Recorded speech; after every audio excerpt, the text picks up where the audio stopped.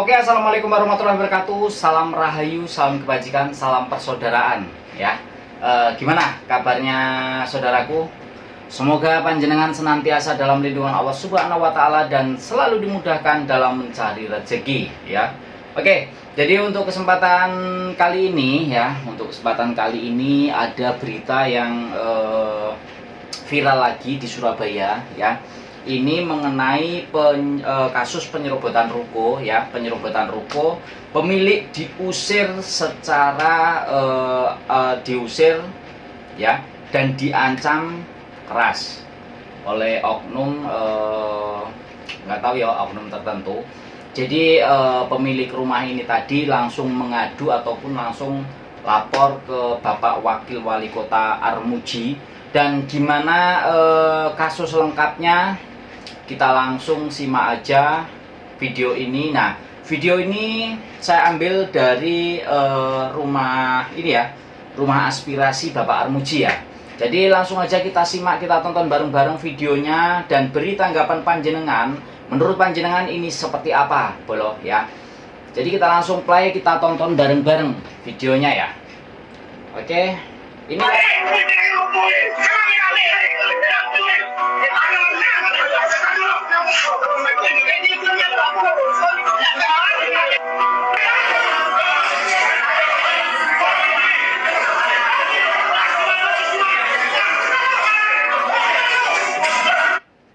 jadi inilah rekaman CCTV yang dibawa korban ya, yang dibawa korban ke rumah aspirasi. Nah, ini langsung ditanggapi sama Bapak Wakil Wali Kota dan diberi pengarahan ataupun diberi perhatian khusus, bolo. Langsung kita play.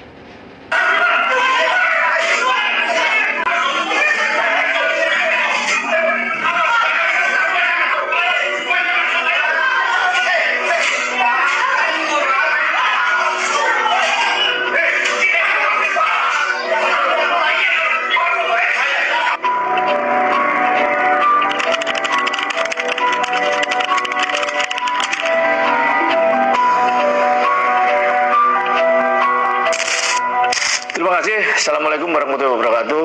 Sekarang ini saya bersama Bagus. Ini adalah korban pengeroyokan dan mereka yang punya menangkan hasil lelang ruko yang ada di Jalan Krukah Utara nomor 34. Kalau jalan rayanya adalah Jalan Raya Magel Jaya Selatan. Dan sebelahnya lagi adalah Mbak Aines, juga dari tim lawyernya Mas Bagus. Satunya lagi Pak Marlan ini adalah pengurus RT yang ada di sana. Mas Bagus ini tidak lain dan tidak bukan juga sebagai tim lawyer hukum dari rumah aspirasi sini. Sering membantu orang-orang yang merasa tidak mampu membayar, tidak mampu dan tidak punya uang. Mereka diadvokasi, mereka ditolong, dibantu tentang mengenai permasalahan yang bersangkutan dengan hukum. Saya kaget pada saat dia kesini, sambatan bahwa hasil menang lelang mereka ini ada yang menduduki, yaitu oknum salah satu ormas.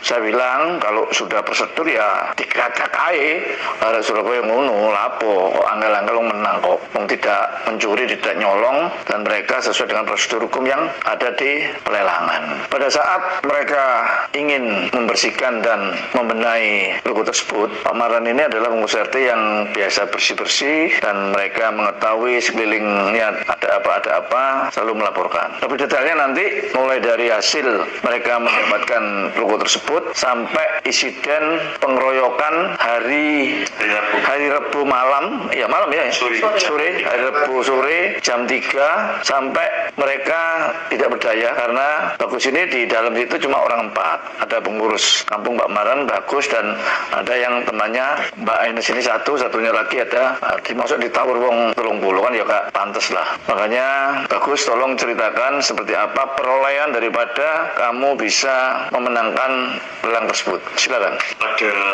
Oke, jadi sebelum ke Bapak Armuji, Mas Bagus ini juga pernah mendatangi ataupun mengadu ke Bapak Wali Kota kita, Bapak Eri Cahyadi. Nah, sekarang dibantu juga sama Bapak Wakil Wali Kota Surabaya. Terus gimana cerita lengkapnya? Kita langsung simak bareng-bareng, Bolo. April 2026 saya mengikuti lelang terbuka yang diumumkan secara umum dari BRI penjualnya, dilelang melalui KPKNL, dan pada saat itu saya memenangkan lelang tersebut.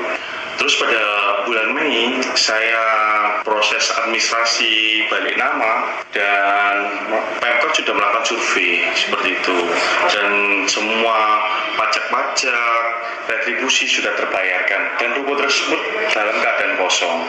Ruko tersebut dalam keadaan kosong lebih dari 3 tahun seperti itu. Tiba-tiba di bulan Juli ini tiba-tiba didatangi ormas. Oknum ormas ini mengatasnamakan sebagai kuasa hukum, tetapi tidak menunjukkan surat kuasanya ke saya atau memberikannya. Sebenarnya kan harus memberikan kepada saya. Ini sebagai kuasa hukum dan menunjukkan maksud dan tujuannya seperti apa, gitu kan.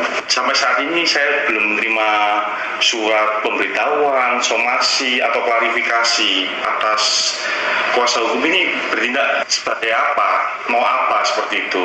Dan pada hari Rabu yang lalu saya bersih-bersih ruko, tiba-tiba oknum ormas ini datang berbondong-bondong gitu. Saya tanya, kenapa kok berbondong-bondong gitu kan. Alasan mereka, ya ini ruko mau saya tempati seperti itu kan. Loh, nggak bisa, ini atas nama saya gitu kan. Sudah saya tunjukkan surat saya, tapi mereka tetap nggak mau seperti itu. Saya ajak ke duduk untuk membicarakan ini, dia nggak mau. Bilang kalau mau memaksa saya seperti itu. Kebetulan itu saya dalam itu tiba-tiba mereka mencoba masuk secara bersama-sama gitu kan. Masuk secara bersama-sama akhirnya merusak pagar saya dan mendorong saya, dan ada pemukulan lah. Ini sambil membanting tangan saya sampai saya jatuh dan saya diancam di situ. Diancamnya gimana, Mas? Ya diancam, ya suruh pergi dari ruko itu. Padahal ruko itu kan sudah saya kuasai, saya sudah balik nama. Dia nyuruh saya pergi dan ya mengintimidasi saya, Pak dia. Mungkin mau minta kompensasi? Jadi gini, pada dasarnya kompensasi dasarnya apa dulu? Nah ya, dasarnya apa? Iya makanya. Ngasih tahu dasarnya apa. Kalau misal kan ada sebab akibat ya apa? Dia kok minta itu dasarnya opo? Dasarnya apa? Belum menunjukkan dasar yang pasti kepada saya. Berarti kalau minta kompensasi memaksakan diri untuk meminta uang kan begitu, kasarannya kan begitu, ya toh? Kan nggak.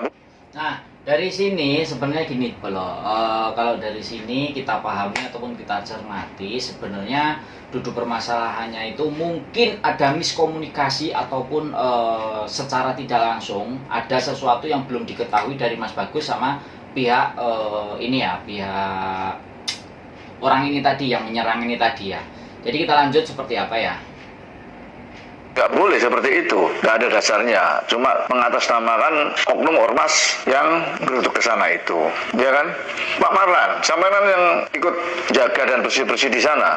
Iya. Itu pagar itu kan awalnya terkunci tuh. Terkunci. Gimana kok bisa di? Saya mengecam keras, Pak. Karena pagar itu terkunci dan lorong jalannya itu juga terkunci. Pada waktu itu dibandrek, terus dia menduduki di dalamnya tanpa izin sama Pak RT sama Pak RW.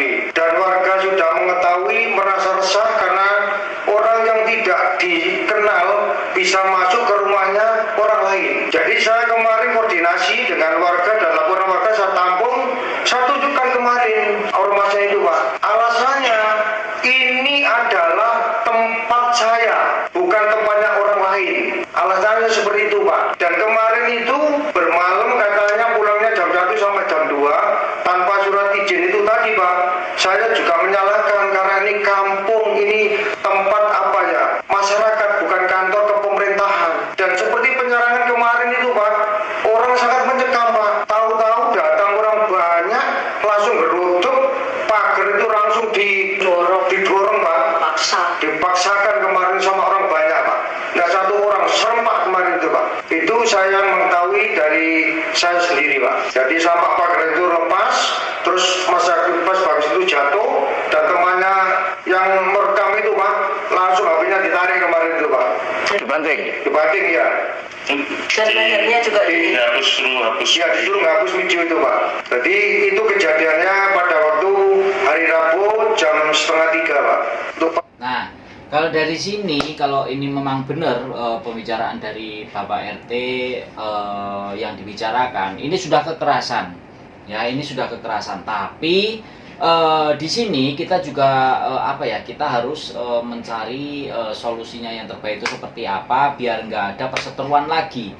Nah, kita cross check lagi seperti apa gitu ya. Jadi mungkin sebelumnya itu memang ada permasalahan atau seperti apa, kita cek lagi. Jadi langsung aja kita lihat ya. Untuk penyerbuan orang kurang lebih 30 orang itu tanpa izin tanpa permisi Pak itu Pak. Jadi Pak RT juga menanyakan dilapori oleh warga karena ini bukan orang sini, jika kita cepat bertindak. Ternyata Mas Bagus yang saya lapori pada waktu masih di Jakarta Pak. Jadi pelepasan kunci tanpa memberitahu itu Mas Bagus masih di Jakarta. Jadi saya sudah melaporkan ke Mas Bagus. Setelah kejadian pengeroyokan seperti itu, Bagus, apa nggak lapor polisi terdekat? Saya melaporkan polisi Pak pada akhirnya Pak ke Polrestabes Surabaya Pak. Polrestabes. Iya Pak. Sebelum ke Polrestabes, Saya ke Polsek Wonokromo. ke Polsek Wonokromo. Tanggapannya? Polsek Wonokromo memediasi saya sama Oknum. oknum tersebut. Tapi belum nggak ketemu. Belum ketemu Pak. Belum pernah ketemu sama sekali. Untuk bertemu, tapi tidak datang. Mereka tidak datang. Oh. Terus akhirnya dilaporkan ke Polrestabes. Iya Pak, seperti itu. Oh, jadi udah ada laporan LP-nya ya? Sudah ada Pak. Oke. Ines, yang kamu ketahui selama kamu juga ikut di sana? Iya, yang saya ketahui ada pegawai saya yang juga bantu bersih-bersih di sana. Namanya Rio gitu. Jadi sempat pada saat kejadian Rio ini di dalam dan tidak diizinkan keluar. Dan kita semua sempat panik karena gimana? Karena terlalu banyak orang gitu. Memang ada Babin Kamtibnas ya waktu itu ya. Cuman kalau hanya satu orang juga sangat ketakutan karena terlalu banyak gitu. Jadi cukup mencekam karena saat itu semuanya takut gitu. Ada teman Pak Bagus yang tadi sempat bantu mereka yang namanya Pak Iwan. Kebetulan memang orangnya agak kecil ya. Jadi sempat ditarik begini di lehernya begitu kan. Kemudian sempat dipaksa dipojokin. Jadi mungkin karena itu kan tidak tervideo, dipojokin dan diminta dihapus yang sebelumnya sudah memvideo Pak Bagus dengan dekat gitu. Dan ya nggak bisa apa-apa karena setelah dihapus dia juga disuruh menghapus di sampahnya handphone tersebut gitu. Terus kemudian untungnya Rio sempat bisa keluar dan tidak kenapa-kenapa. Cuman yang saya sangat sayangkan kan di sekitar situ kan masuk wilayah Polsek Wonokromo begitu. Dan saat kejadian yang begitu Dramatis. Iya, dramatis. Pak Bagus waktu itu berusaha untuk menghalangi sendiri waktu itu di pagar. Mungkin bisa dilihat di video. Iya. Untung Pak Bagus cukup besar gitu. Mungkin kalau orang lain belum tentu kuat begitu. Setelah ada Satgas, terima kasih sekali pada Wali Kota Pak Eri. Kemudian ada Satgas dan sudah bersih. Cuman saat bersih kita datangin ternyata mobil Pak Bagus ada pecah. Apanya? Spion. Iya. Spion. Dia sama Denver, yang sebelah barat. Iya. Oh, spion yang udah berpesok. Iya. Jadi akhirnya kita melaporkan kekerasan terhadap manusia dan barang. Kerusakan mobil. Iya. Nah, kalau ini sudah melakukan kekerasan, ya ini cepat diproses bolo. Karena apa? Ini sudah melakukan tindak pidana ataupun tindak kriminal. Nah, jadi hati-hati karena di Surabaya ataupun di tempat-tempat lain itu kalau sudah menyakup oknum ataupun orang-orang yang sudah keroyokan, ya kan, itu kan kita juga harus hati-hati karena kita nggak mungkin menghadapi sendirian, ya kan. Mending kita kalau ini tadi kan direkam terus HP-nya disuruh menghapus videonya. Nah, di sini dari temennya juga harus bisa gimana caranya sebelum panik kita ngubungi seseorang yang bisa membantu, kan gitu. Contohnya ya kita lapor ke polisi ataupun aparat keamanan yang lainnya. Kita lanjut. Dan memang akhirnya karena rame telepon 110 ya. 110. Nah kemudian sempat datang dari Polsek. Kemudian saat di sana itu kita dicoba untuk dimediasikan. Dan kemudian ada janji harusnya untuk bisa bertemu di hari Jumatnya. Ya, jadi waktu itu dari Babin Kantiknas datang, terus kemudian dari Pak Lurah, kemudian dari saya, Pak Mara, gitu. Tapi dari pihak sana menolak untuk datang, tidak mau datang. Tidak mau datang. Iya, jadi ya mau seperti apa? Cuman sempat waktu di kepolisian, saya tuh menanyakan sebetulnya ada apa kok sampai seperti ini gitu loh. Apa yang mereka mau begitu? Karena sempat mereka bicara-bicara di bawah gitu. Katanya mereka merasa tidak terima karena Pak Bagus kok bisa beli kok begitu murah gitu. Jadi mereka ingin juga mendapatkan sejumlah uang karena memang tidak bicara saya minta uang tidak, tapi bicaranya adalah kalkulator saya mau saya temukan dengan kalkulator Pak Bagus. Jadi kalkulator saya supaya bisa sama dengan kalkulator Pak Bagus. Jadi apa arti kalkulator sama itu saya juga kurang. Loh, dia kenapa dia nggak mau ikut lelang? Kan harusnya nggak ikut lelang. Kalau ikut lelang dia kan bisa bersaing. Adu kalkulator kan begitu. Betul. Ojo main klaim. Betul. Jadi waktu itu dia bicara seperti itu, ada disaksikan oleh orang dari Polsek, Pak Aldi, ada Babin juga yang mendengarkan seperti itu, ada Pak Excel yang waktu itu juga ada di situ sebagai saksi bahwa dia memang berbicara seperti itu. Ada saya, ada Pak Bagus waktu itu juga. Jadi Pak Bagus itu sempat didorong sampai jatuh dan minta tolong, tapi di sekitar situ juga nggak ada yang berani nolong begitu, karena terlalu banyak orang.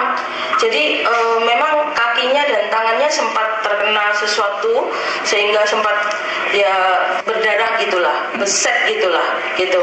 Dan nahan pagar itu sampai roboh itu sempat juga kena Pak Bagus gitu. Dan mereka nerobos dari bawah, jadi itu sudah di rantai digembok ya, mereka nerobos dari bawahnya situ. Jadi ada yang dari dalam berusaha dorong ngelepas pagar itu sampai pagar itu lepas. Saya juga nggak tahu kenapa mereka kok tidak takut melakukan itu. Karena menurut saya Ngagel ini kan cukup ramai ya, apalagi di jalan raya. Jalan raya itu banyak sekali orang gitu loh. Banyak sekali orang. Jadi saya nggak ngerti kok bisa dia punya kekuatan, maksudnya apa ya, tidak takut sama sekali. Itu kan keberanian yang luar biasa sebetulnya. Apa yang membuat mereka bisa seberani itu gitu loh? Siapa di balik mereka yang bisa membuat mereka bisa sepercaya cukup sekali meresahkan ya gitu kalau sampai terjadi hal seperti itu di Surabaya. Terus setelah di Polrestabes, tanggapan dari Polres kapan ada pemanggilan lagi? Mungkin minggu depan kan. Minggu depan ya. Ini masih proses di hari Kamis dini hari ya. Saya kan kesana Rabu malam. Kamis dini hari baru keluar untuk LP-nya. Saya sudah visum ke RSPAC seperti itu. Jadi mungkin lagi proses seperti itu Pak. Dan seharusnya mereka kalau mengaku sebagai kuasa hukum seharusnya menunjukkan itu. Jadi dia harus melakukan upaya sesuai dengan koridor hukum. Kalau semisal tidak cocok dengan dia kan dia bisa somasi, dia bisa gugat atau lapor polisi lah. Dia benar ya. Kalau benar ya. Kalau dia benar. Kalau punya bukti. Kalau punya bukti ya. Di sini bukti sudah jelas. Atas nama saya. Segala administrasi sudah saya selesaikan. PBB, retribusi semua sudah selesai Pak. Dan Ruko itu dalam penguasaan saya juga itu. Ya kita mengharap ya jadi tindakan premanisme seperti ini di Surabaya. Jadi Satgas Premanisme harus bertindak lebih cepat lagi dan kita mengucapkan terima kasih. Itu juga Polrestabes supaya segera memproses dengan laporan ini karena dengan terbitnya LP berarti ini akan jalan secara cepat dan supaya oknum-oknum tadi yang telah membuat resah, membuat kekerasan terhadap saudara Bagus dan teman-temannya ini segera mendapat suatu suatu pemanggilan dan pemrosesan yang kiranya itu sesuai dengan prosedur hukum yang ada. Oleh karena itu, untuk anak-anak Surabaya, marilah kita menjaga Surabaya ini dengan damai. Jangan cuma mengandalkan keberanian, jangan cuma mereka pokoknya, tapi kalau memang merasa mereka menempuh jalur hukum, ya tempuhlah jalur hukum. Itu secara prosedural seperti itu. Ya, sudah ruko yang ada di Luka Utara nomor 3 itu sudah milik saudara Bagus. Terus kalau sudah diudik mana ya? Surat risko. Nah, jadi ruko di daerah sana, di daerah Ngagel ini sudah milik Pak Bagus. Nah, ini dimenangkan dari hasil lelang. Nah, memang kalau di hasil lelang, di lelang itu memang lebih murah, Bolo. Gitu. Kita lanjut.